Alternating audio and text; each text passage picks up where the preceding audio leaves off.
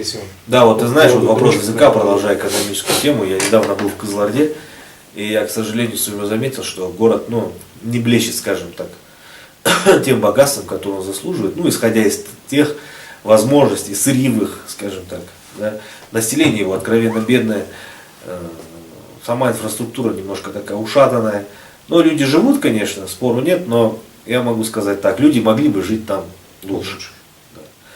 Это такое первое замечание. Что касается языка, недавно, буквально сегодня, наверное, я видел один ролик в Фейсбуке из Октау, и какие-то пьяные чиновники среднего звена, ну, какие-то акиматовские, докопались до официантки, мол, ты нам принесла счет, и наименование заказа было не на казахском. И такая официантка говорит, ну ладно, давайте я вам сейчас переведу там, продиктую, да, на казахском, в чем проблема. Она там как-то переводит. Мужики, там, честно говоря, пьяный базар, там плохо было разобрать. Какая-то там женщина недалекая снимала на камеру, на сотку. Да, а вы что, националист? Да, блядь, националист. Ну да, он националист, в принципе. А ты думаешь, что он имеет отношение к национализму? Да пусть он имеет любое отношение, пусть он будет националистом, ради бога. Вопрос в другом, на самом деле. Почему этот ролик показателен? Человек пришел в ресторан, набухался. Да. Его право. Он не бухал на улице, там, детском. Он пришел в конкретное заведение, набухался там, как свинья, да. Хочет заплатить свои собственные деньги.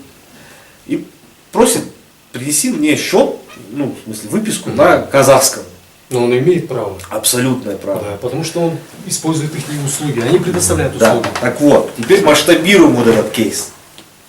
В рамках Казахстана. Да, в рамках Казахстана и языка, и экономики. То есть, к примеру, у нас есть уже всем известный такой казахский, огромный казахский юг. Да, огромный в части населения.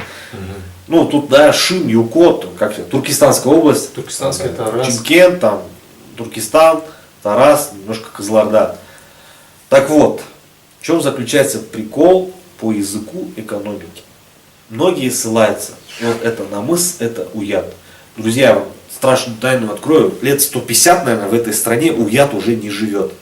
Он умер. Вот он как вот кенесары голову отрубили, с тех пор уята в принципе, намыса нет. Но есть желание есть желание пить, одеваться, получать определенные услуги, есть желание зарабатывать деньги. Это все осталось, как у всех людей. Потому что в 9 случаях из 10 решают деньги. Намыс это там, потом где-то на 101 этаже вашей там пирамиды Маслоу, Икроу, Хлебову и так далее. Так вот, опять-таки, это возвращаясь сейчас к предыдущим всем моим, да, опусам сегодняшним. Если человек, экономический субъект, чувствует себя хозяином, например, в Юко, в Шымкенте, он нормально зарабатывает деньги, он работает в открытую, он говорит на казахском. Он заработал кучу денег и решил оторваться в Алмате, к примеру. Алмата, сами знаете, да, 50-50, урыша, казахша, тут не поймешь.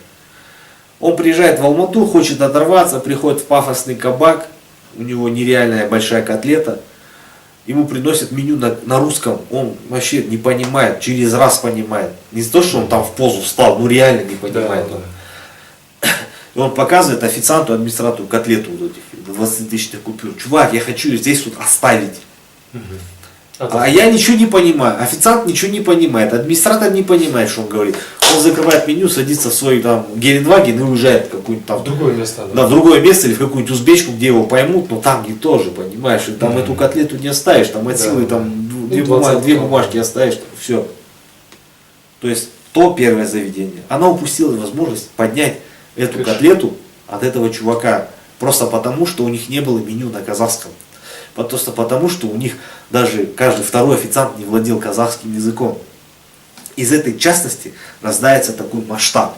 Приезжает толпа этих чимкентских бизнесменов, которые хотят царить деньгами в Алмате, в Астане, в Караганде. Ну, неважно, где они волей случая очутились. Им приносят меню на русском, они ничего не понимают. Официант их не понимает, они уходят с горя в гостиницу, в свою хату, там бухают. И больше матерят всех. Это ладно, они вернутся в свой Чимкент и там эту котлету просрут. Да. Но эти рестораны, они не получили эту котлету, понимаешь, ни в Астане, ни в Алмате, ни в Караганде, где-либо еще. Если человек умный, кабак, как субъект бизнеса, он поймет. На спрос идет, Да, точнее, да. на предложение идет Спрос, казахский спрос деньгами, с этими котлетами, он должен продиктовать именно то самое Условия. предложение для людей. Да. Чувак приходит, в следующий раз в Алмату приезжает, ему говорят, коке, пойдем в тот же кабак, да ну их нафиг там, одни эти Не, орспаи сидят, шалоказахи ничего не понимают. Братан, сейчас ты увидишь, они приезжают и все, перед ним стелятся все. И все на Все на казахском. казахском, меню на казахском, счет на казахском. Потом они проехали, Казахском. проститутки на казахском, наркотики на казахском. Знаете, все на казахском, и все довольны. Да, Вот да. этот качественный спрос, он породил вот это предложение. Предложение. Это же хорошо. А когда говорят люди за намыс, намыс никого не трогает. Он не трогает никого 150 лет. Всем насрать на этот намыс, но не насрать на деньги. Деньги, маржа, профит, ебеда, они всегда рулят. Вот если с этой стороны подходить, то развитие языка будет просто с космической Колоссально, да. скоростью развиваться. С космической скоростью. И опять-таки, во всей вселенной, большой или маленькой, все взаимосвязано. Тот чувак на юге чувствует себя хозяином, может В Алмате, в прогнозировать. Астане. Неважно, да, в Чимкенте, в Алмате, в Актау, в Атрау, он чувствует себя хозяином. Так демографически сложилось, что у нас больше всего сейчас растет казахское. Да. Все казахское. Ну, возьмем, Да, очень круто. бог с ним, возьмем за основу тоже Шымкент. Вот он там нормально поднял бабла, белого, чистого, налоги отплатил, зарплаты заплатил, все нормально, ну хочет он погудеть в Алмате. А здесь все на русском, да? Да, а тут ему тут Я облом такой. разворот, да, ну неприятно, ну да, он так потратится, не прикольно. Он не чувствует себя в своей тарелке. И такой другой вариант, уже новый сценарий, он приезжает и все ништяк, все ему нравится. Любое заведение, ночной клуб, там, стриптизерши, он там 100 баксов в трусы кидает, она говорит, да, Рахмет Коке ему говорит, Маналгас, все, понимаешь, он еще вдогонку еще 100 баксов сует в трусы. Понимаешь, вот на этом банальном примере я показываю, что экономический движ, вопрос кармана, он эффективнее в разы. Чтобы он был эффективнее в разы, люди должны... любых программ даже. Даже любых программ, любых лозунгов. То есть, соответственно, человек, он становится хозяином, он диктует спрос на макроуровне, диктует спрос на микроуровне, и развивается все, экономика, налогов много, и казахский язык, потому что Развивается. он диктует спрос как субъект, он же хозяин, я продиктовал спрос. А те, кто как бы участники сервисной экономики, они понимают, опа, Да, и будут спрос есть, давайте, подстраиваться. чуваки, да, постарайтесь, от нас же не убудет, нам же нужны деньги банально. Конечно.